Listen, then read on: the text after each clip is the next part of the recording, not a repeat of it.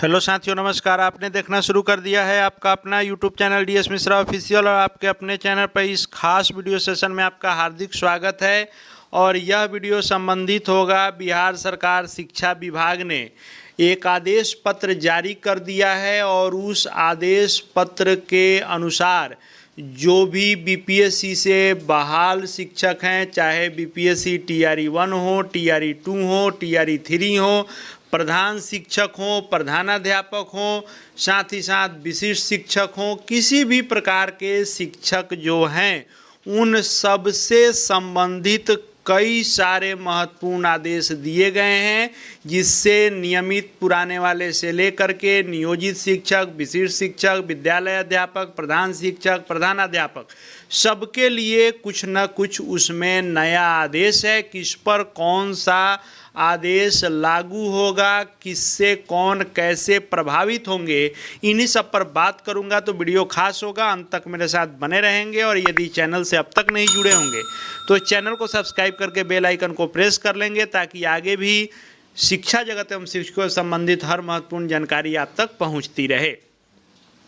तो आदेश पत्र जो जारी किया गया है, यह सचिव शिक्षा विभाग के द्वारा जारी किया गया है। और इस पत्र के अनुसार जब आप देखेंगे तो कई सारे निर्देश दिए गए हैं, जिसमें पहला है कि पूर्व से प्रतिनियुक्त सभी कोटि के शिक्षकों की प्रतिनियुक्ति 31 जुलाई 2025 तक हर हाल में रद्द करना सुनिश्चित किया जाए, यह आदेशित किया गया है। सभी जो है जिला शिक्षा पदाधिकारी को ये सारे निर्देश दिए गए हैं।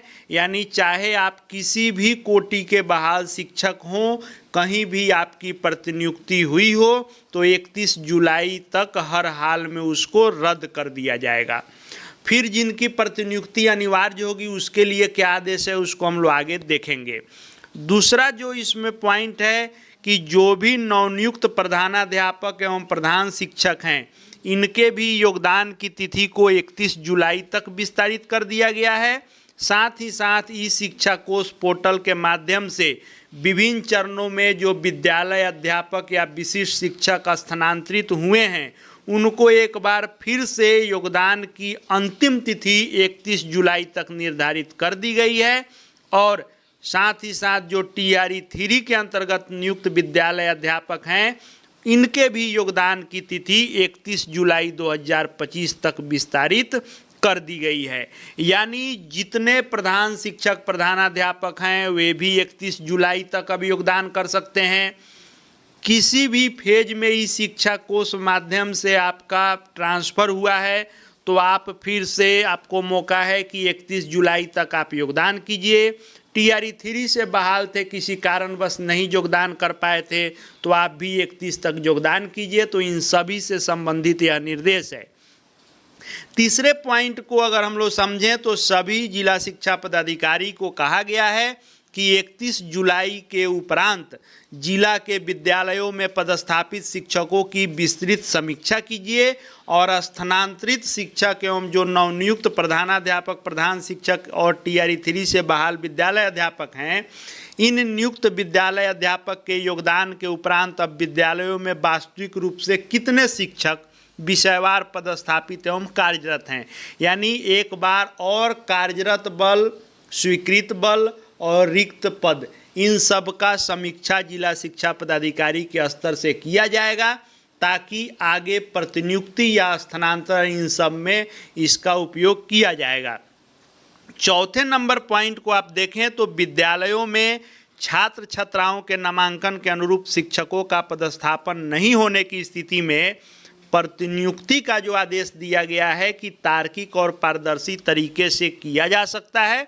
लेकिन जिला शिक्षा पदाधिकारी इस बात का ध्यान रखेंगे कि जिस विद्यालय से किसी शिक्षक को आप निकाल कर दूसरे विद्यालय में प्रतिनियुक्त कर रहे हैं, तो पहले वाले विद्यालय में शैक्षणिक कार्य प्रभावित न हो।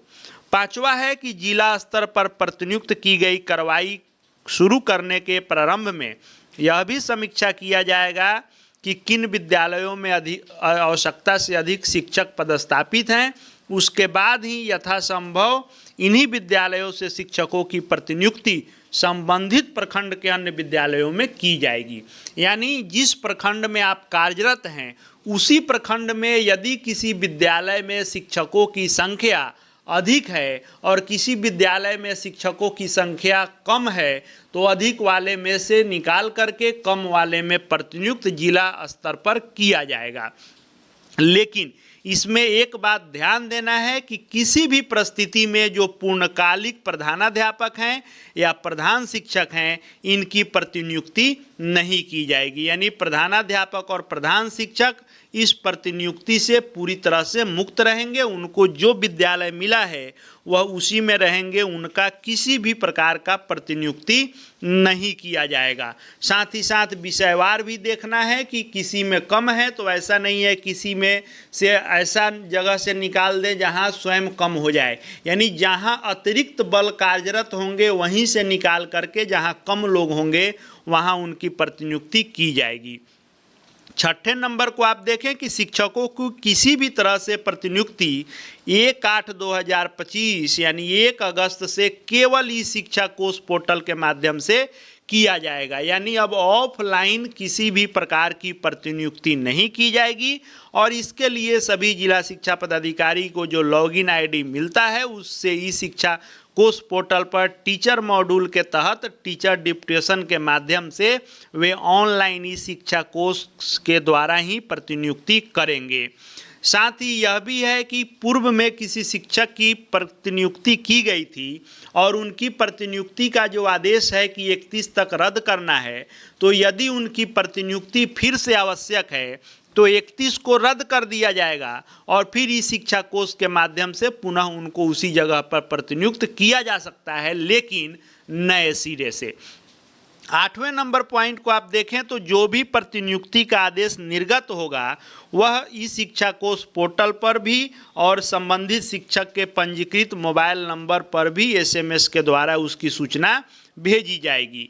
कोई भी प्रतिनियुक्ति जो ई शिक्षा कोष माध्यम से की जाएगी वह अधिकतम 6 महीने यानी 180 दिनों के लिए ही प्रतिनियुक्ति की जा सकेगी और जिला शिक्षा पदाधिकारी वास्तविक आवश्यकता के आधार पर ही प्रतिनियुक्ति की अवधि निर्धारण करेंगे कि किसकी प्रतिनियुक्ति कितने दिन तक की जानी है।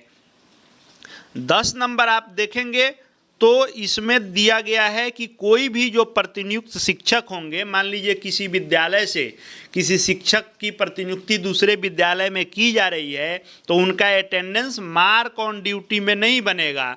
उस विद्यालय का लोकेशन टैग किया जाएगा जहां उनको प्रतिनियुक्त किया जा रहा है और नए प्रतिनियुक्त होने वाले विद्यालय से ही ऑनलाइन अटेंडेंस दर्ज होगा। मार्क ऑन ड्यूटी की व्यवस्था समाप्त की जा रही है।